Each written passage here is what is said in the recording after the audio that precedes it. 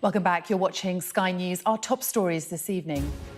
Ukraine has denied being responsible for a number of drone attacks on the Russian capital, Moscow. President Putin blamed Kyiv, calling the strikes a terrorist act. Let's get more now on our top story. And drones have struck the Russian capital, Moscow, today for the second time this month. Putin has blamed Ukraine and described the attacks as terrorism. President Zelensky has denied involvement.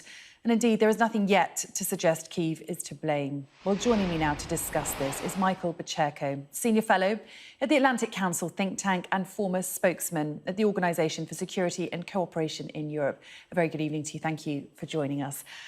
From what you've seen and heard so far, who do you think is behind this attack on Moscow's suburbs? Well, it's very difficult to tell, but I will tell you from reading the reaction of Ukrainian officials, they're parsing their words very carefully, saying they're not directly involved, whether they are or they aren't directly involved. So it's hard to say whether this even has the fingerprints of Ukrainians on it, but I can tell you one thing. The Ukrainian authorities, Ukrainian people are certainly rejoicing over this. A lot of the feeling in Ukraine is that this is finally ordinary Russians getting a taste of their own medicine after striking Kyiv and other major centers on a daily basis. So this was bound to happen. I think there is also pressure from people like Kyiv Mayor Vitaly Klitschko on the Ukrainian military to do some sort of response to Russia. But again, it goes almost without saying that this is an absolutely extraordinary breach of Russian defenses, especially because some of those drones flew over Rybliovka, where the elites live, oligarchs, and Mr. Putin has a house there too.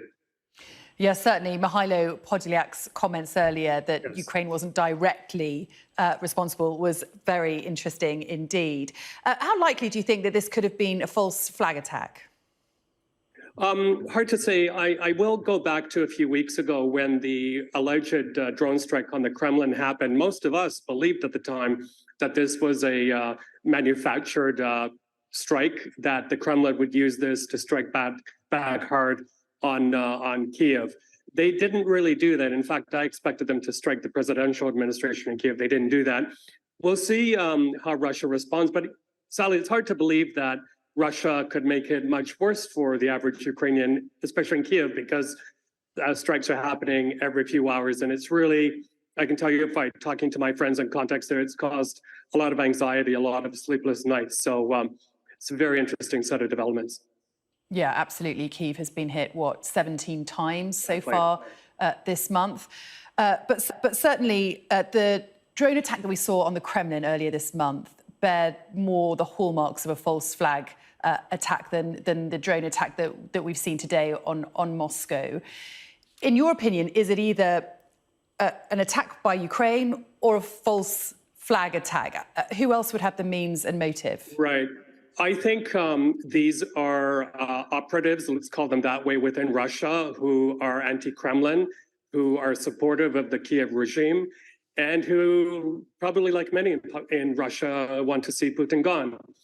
I will also go as far as saying that this could be a couple of things as well, part of the many different points of light of the Ukrainian counteroffensive, but also I think this could be the start of a tipping point that may see the end of President Putin. I know that's a very serious and big thing to say, but if you put together that along with the insurgents in Belgorod attacking the other day, a few other things happening, he seems to be losing control within his own territory. And that's a very, very big deal indeed for someone who's such a kind of control master as Mr. Putin is. I'm sure he was on the phone this evening, Sally, screaming at his defense officials, asking why the heck this was allowed to happen. Yeah, certainly criticism is building for Vladimir Putin, not least from Evgeny Prigozhin, who was very critical of this today, the founder of the mercenary Wagner group. Well, what's the impact on domestic opinion for Vladimir Putin? It's very interesting that you think this could be the beginning of the end for him. How long do you give him? Right. Well, I can tell you this. I mean, it's hard. We can't put much faith in public opinion polling because Russians are very, very scared to speak out. But I think if you take into account also the mobilization that happened, also the huge number of Russians who fled the country, these strikes, that I think things are building against him. The situation right now is Mr. Putin basically owns everybody and everything in sight. He owns the oligarchs. Another tipping point will come if one or several of them begin to turn against Mr. Putin. This will happen when they see their lifestyles changing, when they see the sanctions hitting further. So if the West doesn't want to give the Ukraine the ability to strike within Russia, legitimate military targets, it should at least go further and really tighten the sanctions, for example, getting the Gulf states on board so Russians can no longer travel and invest in places like Turkey, Dubai, and elsewhere. Do you think we're going to see more of these sorts of attacks on Russian soil? Absolutely. I think the technology has advanced to a point where it's become very difficult for Russians to take these things down. I can tell you, Sally, in 2014, I was part of the OSCE mission in Ukraine. We had very, very sophisticated unmanned drones worth $1 million a piece, basically. And the Russians had the ability to confuse their GPS and bring them down. So, but I think drone technology has expanded since then, improved since then. So they'll have much more ability. And again, whether it's the Ukrainians directly or supporters of Ukraine to strike right in the heart of Russia, it's hard to believe that this is happening, but I can't overestimate what a huge impact and threat this is to the regime in Moscow. Yeah, absolutely. And what do you make of the US and UK response to this today? The White House was very clear that it doesn't support Ukraine launching attacks beyond its borders.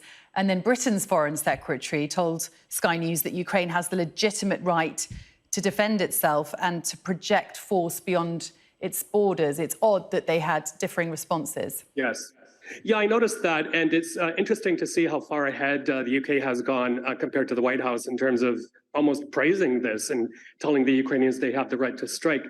I think it would be like the tank coalition is the Europeans or the Brits move first, the US follows in lockstep. So I think we're nearing the day where the US will say to the Ukrainians, you do have a legitimate right to strike within Russian territory.